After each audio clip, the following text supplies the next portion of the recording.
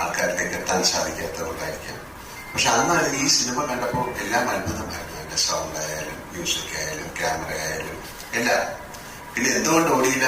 എത്രയോ വലിയ സിനിമകൾ, നല്ല സിനിമകൾ ഓടാതിരുന്നിട്ടുണ്ട്. അത് എന്തുകൊണ്ടെന്ന് ചിന്തിക്കാൻ പോയാൽ അതിനൊരു കറക്റ്റായിട്ടുള്ള പ്രോപ്പർ ആൻസർ ഒരുപാട് കാരണങ്ങളുണ്ടാവും. പക്ഷെ സ്ഥിതി അതിനെ വീണ്ടും റീഎഡിറ്റ് ചെയ്യണമെന്ന് പറഞ്ഞിട്ട് അദ്ദേഹത്തിന് ഇപ്പോ ഈ സിനിമ എങ്ങനെ കാണിക്കണം, ഞങ്ങൾക്ക് നിങ്ങളോട് എന്തോ പറയാനുള്ളത് നിങ്ങളെ കാണിക്കാനായിട്ട് അത് അദ്ദേഹം മനോഹരമായി ചെയ്തിരിക്കുന്നു എന്നാണ് ഞാൻ മനസ്സിലാക്കുന്നത്. എന്റെ ജീവിതത്തിലെ, സിനിമാ ജീവിതത്തിലെ ഏറ്റവും നല്ല സിനിമകൾ തന്ന സംവിധായകനാണ് അദ്ദേഹം. എന്റെ ആദ്യത്തെ സിനിമ വെണ്ണിൽ വിരിഞ്ഞ പൂക്കൾ മുതലുള്ള ബന്ധമാണ്. എത്രയോ നല്ല സിനിമകൾ. ഇപ്പം രണ്ടി ഇവിടെ പറഞ്ഞത് രണ്ട് സിനിമകൾ എന്ന് പറഞ്ഞ സിനിമ സതയമാണ്. പിന്നെ സിനിമയെ കുറിച്ച് പറഞ്ഞു ദശരഥം. അതൊക്കെ ആ സമയത്ത് എന്തുകൊണ്ട് ഓടിയില്ല എന്ന് പറഞ്ഞു കഴിഞ്ഞാൽ അതിനൊരു കാരണമില്ല.